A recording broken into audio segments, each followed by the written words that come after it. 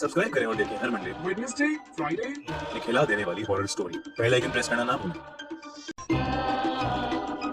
1920 में इंग्लैंड के कोर्ट में एक ऐसा पेचीदा केस आया जिसमें जज ये डिसाइड नहीं कर पा रहा था कि मुजरिम एक इंसान है या एक भूत।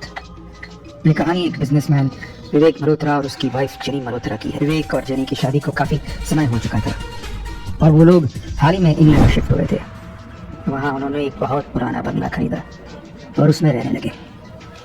विवेक और जेनी से पहले उस बंगले में एक फैमिली रहा करती थी जिनकी बहुत मिस्टीरियस तरीके से मौत हो गई थी। लोगों का कहना था उस घर में रहने वाला कोई भी आज तक जिंदा नहीं बचा।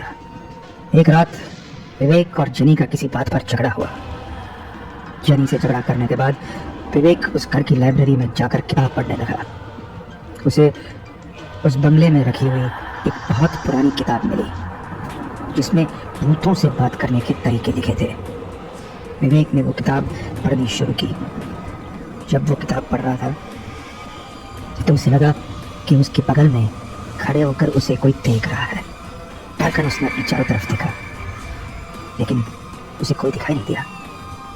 उस किताब में लिखा था कि पुराने वक्त में लोग भूतों को बुलाने के लिए कांच के टुकड़ों को जलाकर मंत्र पढ़ा करते थे। विवेक किताब पढ़ ही रहा था कि उसे जेनी के चिल्लाने की आवाज़ सुनाई दी। विवेक किताब रखकर जेनी के पास भागा। उसने जेनी को अपने हाथ में एक फोटो पकड़े हुए देखा। वो उस फोटो को देख चुप होने का नाम ही नहीं ले रही थी। विवेक ने जब उस फोटो को देखा तो वो उसी की फोटो थी। उस फोटो में विवेक अपने हाथ में कॉफी का कप पकड़कर खड़ा था।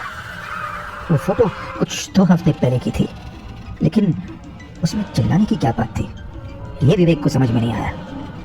क्योंकि जेनी चुप नहीं हो रही थी, विवेक ने उसे नींद की गोलियां दी और सुला दिया। वो किताब पढ़ के विवेक थोड़ा घबराया हुआ था और अपने बंगले के चक्कर लगाने लगा। बंगले में घूमते वक्त वो बंगले के बेसमेंट में जा पहुंचा। ऐसा लग रहा था जैसे वहां पर काफी समय पहले आग लग गई थी। जब वो बेसमेंट के कोने में पहुंचा तो वहां पर उसने कुछ जले हुए कांच के टुकड़े देखे। उसे देखने के बाद उसे कुछ अजीब सा लगने लगा और उसने वहां से निकलने के बारे में सोचा।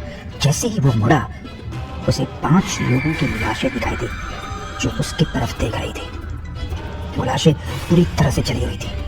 अचानक से वो लाशें उठ खड़ी हुई और एक साथ चिल्लाकर बोलने लगी, भाग जाओ यहाँ से, हमारी गलतियों को मत दोहराओ, वो किसी को नहीं छोड़ेगी।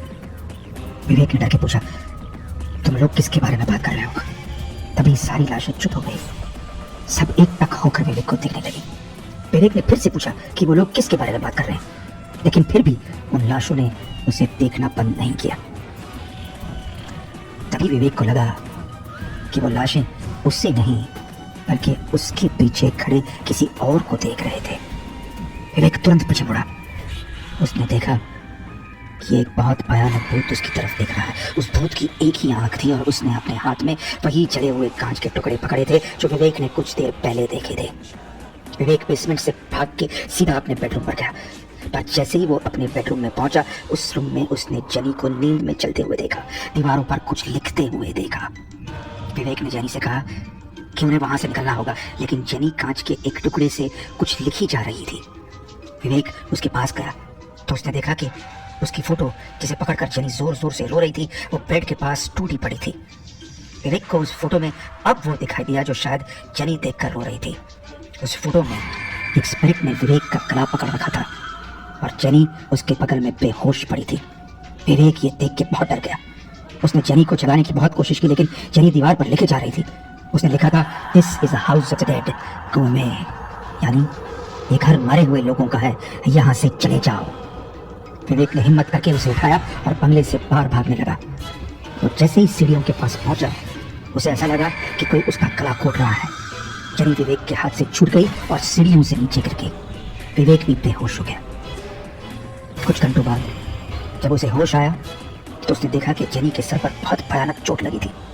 वो उसे हॉस्पिटल लेकर गया लेकिन तब तक बहुत देर हो चुकी थी। जेनी की मौत हो गई थी और पुलिस ने विवेक को उसके मर्डर के जुर्म में गिरफ्तार कर लिया। विवेक के वकील ने यह सारी कहानी कोर्ट रूम में जज को सुनाई। उसने बताया कि विवेक से पहले जो फैमिली उस बंगले में रहती थी उसकी भी बहुत ही मिस्टीरियस तरीके से मौत हुई थी। और जब पुलिस ने इन्वेस्टिगेशन की तो वहाँ उन्होंने ना बेसमेंट में कांच के टुकड़े मिले, ना बेडरूम की दीवार पर कुछ भी लिखा हुआ था, और वो फोटो फ्रेम भी बिल्कुल ही सही तरीके से उनके ड्रेसिंग टेबल पर रखी। उन्हें मिली तो बस वो किताब जिसमें भूतों से बात करने के तरीके लिखे थे। जज ने ये सब सुना तो उन्हें लगा कि विवेक की कोई मनगढ़ंत कहानी है ये। जज ने विवेक को दोषी करार दिया और कुछ दिनों में उसे फांसी हो गई। लोग सच ही कहते थे, उस घर में रहने वाला कोई भी आज तक जिंदा नहीं बचा। अगर आपको ये कहानी अच्छी लगी तो अभी सब्सक्राइब करिए और कमेंट्स में ज़रूर लिखिए कि अगली कहानी हम किस हॉरर लेजेंड पर